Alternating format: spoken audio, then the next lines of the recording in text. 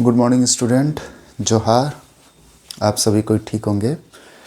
जो कि हम लोग जानते हैं कि आगे जो हम लोग का क्लास किए थे हमने, जो उसका टॉपिक जो था वो था भारतीय संविधान और उसकी विशेषता। तो फिर से उसी को हम लोग फिर आगे कंटिन्यू करते हैं।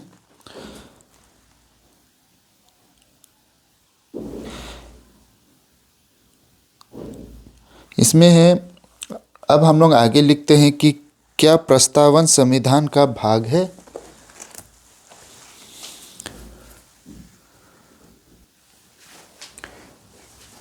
क्या प्रस्तावना संविधान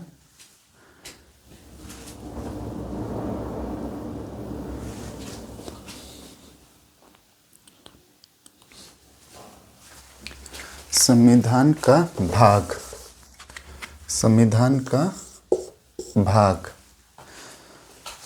ये है। अब आगे लिखते हैं, प्रस्तावना द्वारा संविधान निर्माताओं ने भारतीय राज्य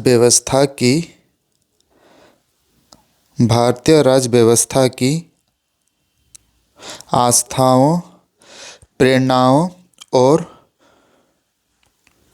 मूलभूत आदर्शों को निर्धारित किया है।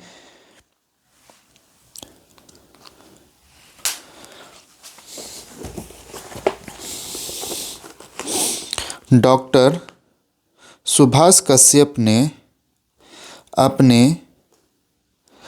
अपने लेख संविधान की आत्मा प्रस्तावना में लिखा है कि संविधान शरीर है तो प्रस्तावना उसकी आत्मा।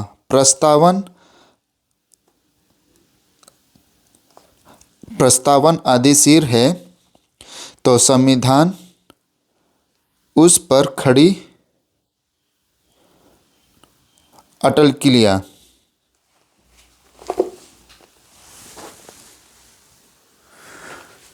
अटलिका है ये।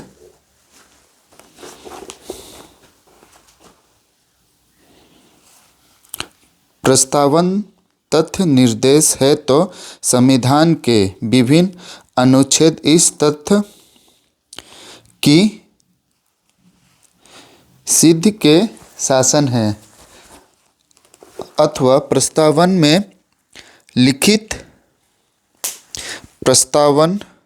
में लिखित एक एक शब्द हमारी भविष्य की राज्य व्यवस्था को निर्धारित तत्व है। इसका प्रत्येक शब्द भारत के लोगों को निर्भयता, स्वतंत्र एवं सामाजिक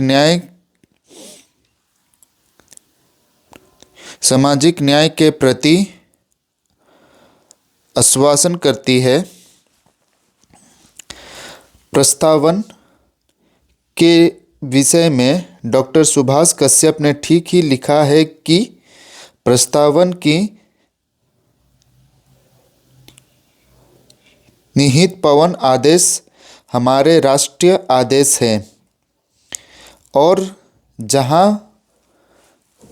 जहाँ वे एक और हमारे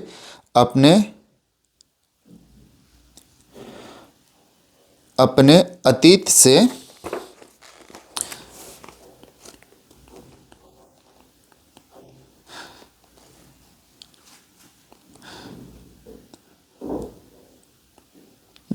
से जोड़ते हैं, वहीं भविष्य की आकांक्षा को भी संजोए हुए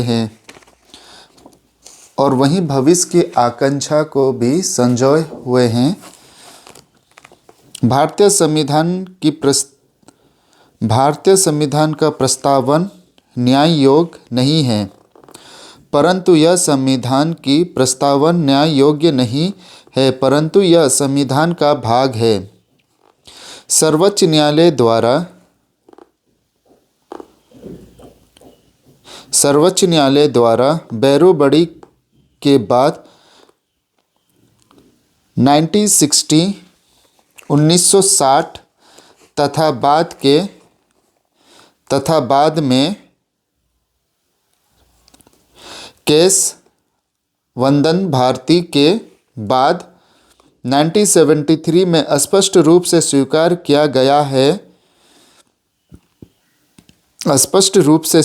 किया गया है और चूंकि भारत संविधान की प्रस्तावन में उसकी विधि से संशोधन किया जा सकता है, जो विधि में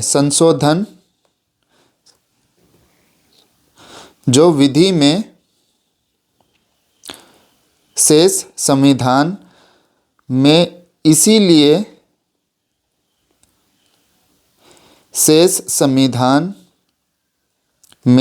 इसीलिए इससे भी यह सिद्ध होता है कि प्रस्तावन संविधान का हिस्सा है। प्रस्तावन क्यों महत्वपूर्ण है, इसमें लिखिएगा फिर आगे प्रस्तावन क्यों महत्वपूर्ण है। हमारे संविधान की प्रस्तावन अति महत्वपूर्ण दस्तावेज है जो संविधान को मूल उपदेश,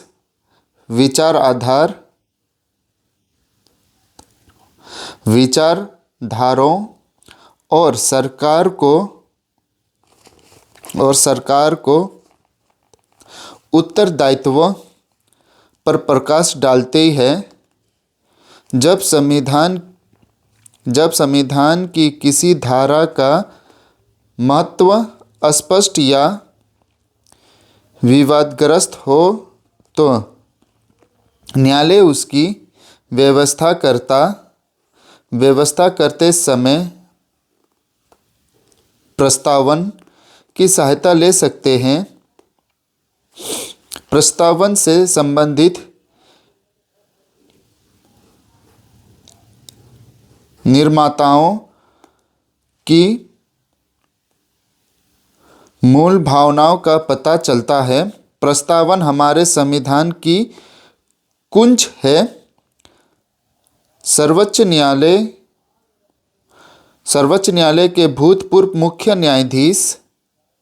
न्यायमूर्ति श्री के सुब्बा राव ने यह निर्णय में कहा था कि जिस उपदेश की प्रति संविधान से आशा की गई है वह स्पष्ट रूप से इसकी प्रस्तावन में दिया गया है। इसमें इसके आदर्श एवं आकांक्षाएं निहित है। फिर आगे लिखिए, संविधान सभा के सदस्य ठाकुर दास भगवा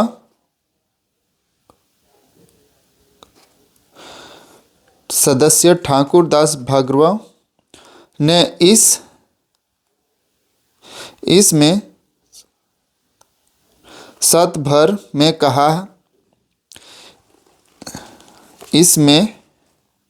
कहा था कि प्रस्तावन संविधान का सबसे मूलवन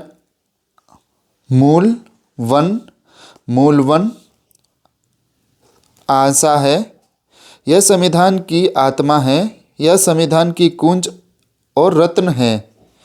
प्रस्तावन का रूप, फिर आगे लिखिएगा इसी प्रकार से लिखिएगा कि प्रस्तावन का रूप हमारे संविधान की प्रस्तावन स्पष्ट रूप से निम्नलिखित 3 बातों पर प्रकाश डालती है। हमारे संविधान की प्रस्तावन स्पष्ट रूप से निम्नलिखित 3 बातों पर प्रकाश डालती है। संवैधानिक शक्ति का स्रोत क्या है? मैं लिख देता हूं, आप लोग भी नोट डाउन कर लीजिएगा।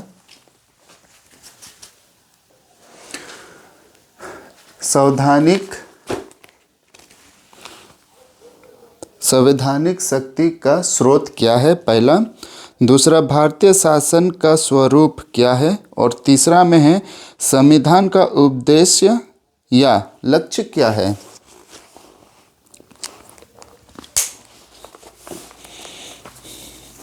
फिर आगे लिखिएगा, प्रथम प्रश्न का उत्तर यह है कि प्रस्तावन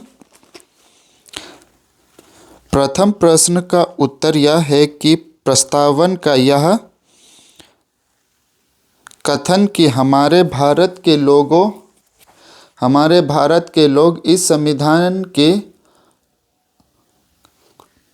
अंकुरित अधिनियमता और आत्मा समर्पित करते हैं, यह इंगित करते हैं कि भारतीय संविधान का स्रोत जनता की शक्ति है। वैसे कुछ आलोचक का यह विचार है कि भारतीय संविधान का स्रोत जनता को नहीं माना जा सकता, क्योंकि इससे ना तो भारतीय जनता ने बनाया है और ना ही अंगीकार किया है। संविधान सभा के सदस्यों का चुनाव व्यास मत अधिकार के आधार पर नहीं हुआ था और ना ही ये प्रत्यक्ष निर्वाचन के द्वारा निर्वाचित किए गए थे। इसके अतिरिक्त संविधान सभा द्वारा बनाए गए संविधान को जनमत संग्रह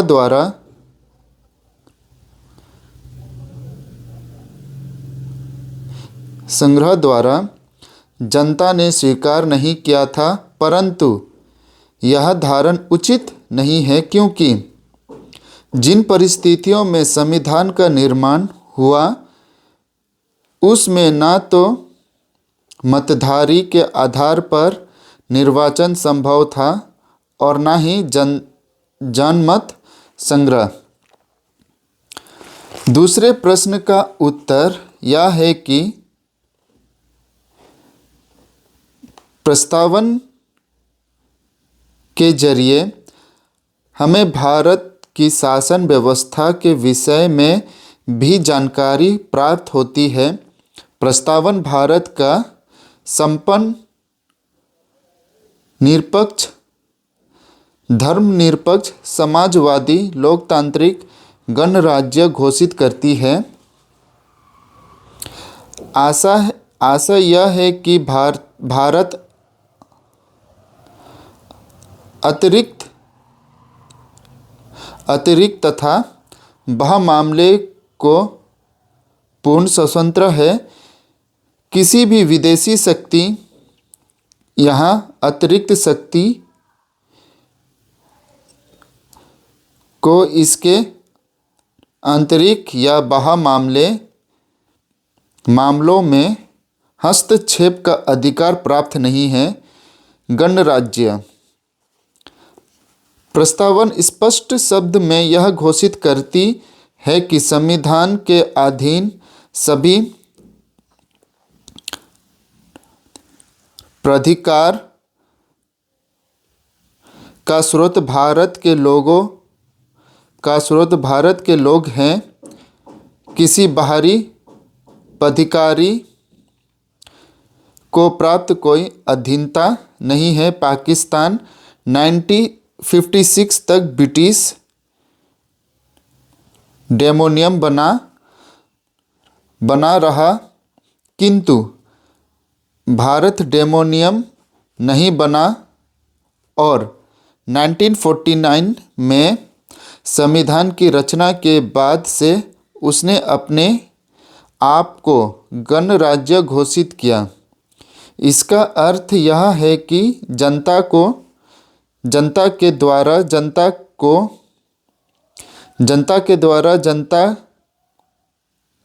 जनता के लिए बनाई गई सरकार, जिसका प्रधान राष्ट्रपति जनता का प्रतिनिधियों द्वारा चुना जाता है। इसके बाद फिर आगे लिखिएगा, राष्ट्रीय कुल की सदस्या पर विवाद। यह प्रति 26 जनवरी 1950 को भारत ने अपने आप को गणराज्य घोषित कर दिया, फिर भी उसने ब्रिटिश राज्यकुल से अपने सभी संबंध समाप्त नहीं किए। आयरलैंड ने रिपब्लिक ऑफ आयरलैंड एक्ट 1948 बनाकर अपने संबंध समाप्त कर लिए थे। वस्तु भारत के राष्ट्रीय कुल में बने रहने के विनिश्चित के कारण राष्ट्रीय कुल की संकल्प ही बदल गई, क्योंकि भारत में सम्राट की प्रति निष्ठा रखना स्वीकार नहीं किया। यह ऐतिहासिक निर्णय लंदन में 27 अप्रैल 1949 को प्रधानमंत्रियों के सम्मेलन में लिया गया। इस सम्मेलन में हमारे प्रधानमंत्री पंडित जवाहरलाल नेहरू ने यह घोषणा की कि स्वतंत्र गणराज्य बनाए जाने के पश्चात भी भारत राष्ट्रीय कुल का पूर्ण सदस्य बना रहेगा और वह सम्राट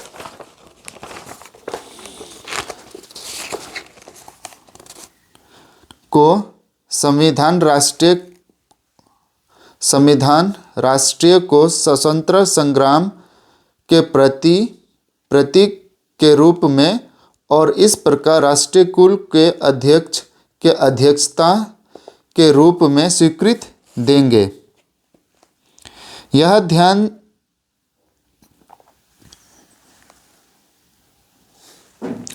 ध्यान देने योग्य है कि यह घोषणा विधि बाह्य है।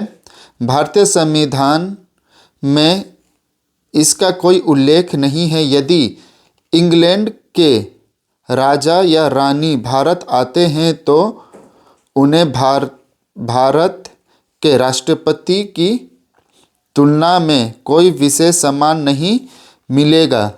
राष्ट्रीय कुल के सदस्य के रूप में भारत के राष्ट्रीय कुल सम्मेलनों में किया गया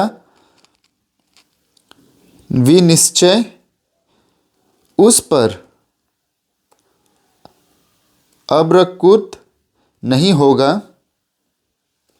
जब कभी भारत को यह लोग की संघ में बने रहने के लिए सम्मानजनक या उपयोगी नहीं है तो वह अपने संबंध इससे तोड़ सकते हैं। जैसे पंडित नेहरू ने कहा था, यह स्वेच्छा से किया गया कार्य है और इससे स्वेच्छा से समाप्त किया जा सकता है।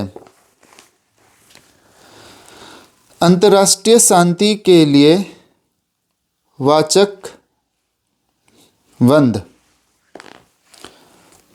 अंतर्राष्ट्रीय शक्ति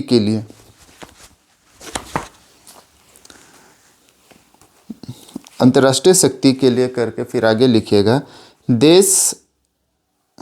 देश में शक्तिशाली विद्रोह और अनेक बार निराशाजनक परिस्थितियों को होते हुए भी अंतर्राष्ट्रीय गुट बीच के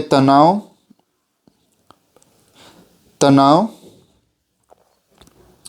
बनाए रहने पर भी और 1976 में इंग्लैंड ने नस्लवाद को प्रादुर्भाव के बाद भी भारत ने राष्ट्रकुल से अपना संबंध बड़ी सहनशीलता से बनाए रखा है। इससे यह प्रकट होता है कि भारत निष्ठापूर्वक विशेष विश्व शक्ति का परिवर्तन के लिए कटिबद्ध है। यह बात हमारे संविधान के अनुच्छेद 51 में भी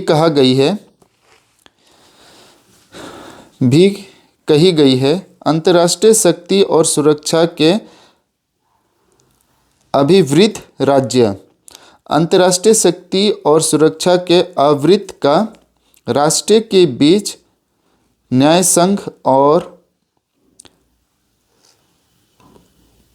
संपन्न पूर्व संबंधों को बनाए रखने का, ये पॉइंट देकर इसको लिखते जाइएगा जो बताए। अंतर्राष्ट्रीय शक्ति और सुरक्षा का अवृत्त राष्ट्र के बीच न्यायसंग और संपन्न पूर्ण संबंध को बनाए रखने का, संगठित लोगों को एक दूसरे से व्यवहार में अंतर्राष्ट्रीय विधि और संघ के प्रति आदर बढ़ाने का, और अंतर्राष्ट्रीय, इसके बाद ये और के बाद फिर अगला पॉइंट दीजिएगा। अंतर्राष्ट्रीय विवादों का मध्यस्थर द्वारा निपटारे के लिए प्रोत्साहन देने का प्रयास करेंगे।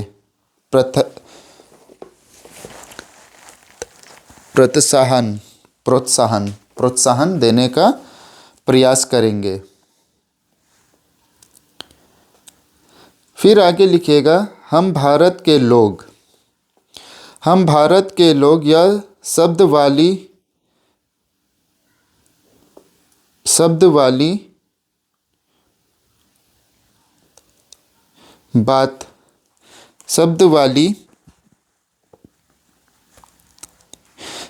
वाली है कि संविधान का निर्माण जनता ने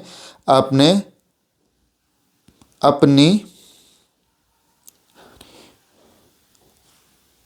सार्वभौमत्व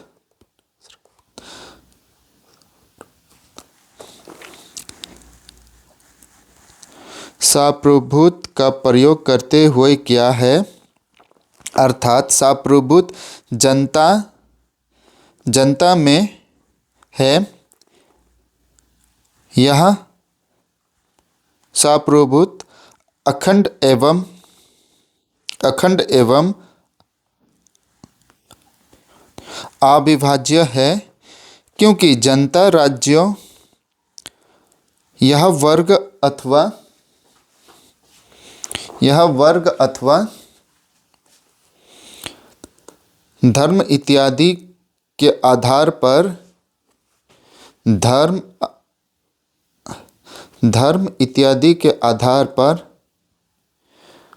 नहीं है, बल्कि भारत के लोगों की बात की गई है। भारत के लोगों की यह भाव बिंदु बढ़ाई गई, जिससे शक्तियां कमजोर होगी, बुढ़ापा से ही जुड़ी है।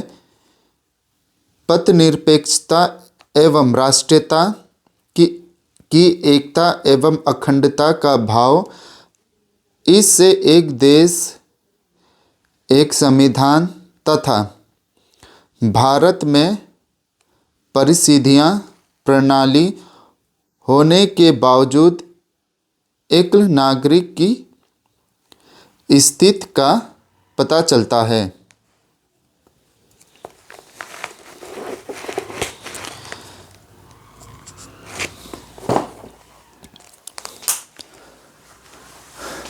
ये आधा आज हमारा चैप्टर जो है भारत का संविधान,